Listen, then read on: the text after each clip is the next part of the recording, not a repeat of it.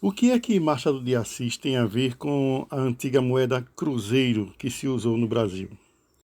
Eu estou no Museu do Banco Econômico, o antigo Banco Econômico, que fechou nos anos 90, aqui em Salvador.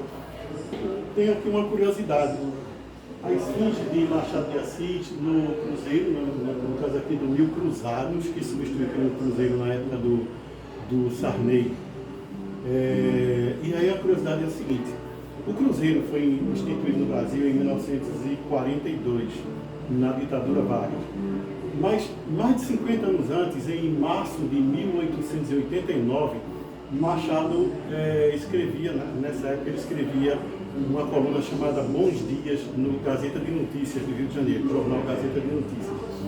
Ele escrevia crônicas e tal. E aí, em março de 1889, eu não lembro exatamente o dia, mas vai aparecer aqui no vídeo, ele publicou uma crônica falando sobre a economia da época, comentando, ele não falava sobre economia, mas comentando a economia da época, comentando a situação da época, ele falou sobre dinheiro, né?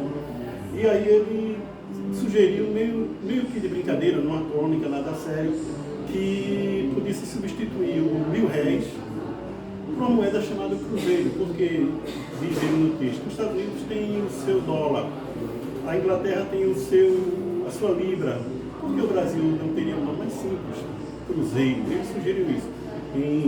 Veja, mais de 50 anos antes do 42, quando o cruzeiro realmente foi instituído no Brasil.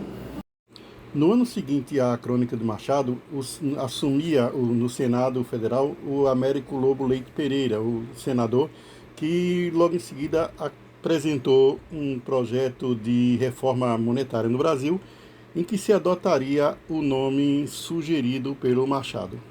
Anos depois, em 1926, o economista Carlos Inglês de Souza, ele voltou a propor a adoção do cruzeiro no seu livro Restauração da Moeda no Brasil.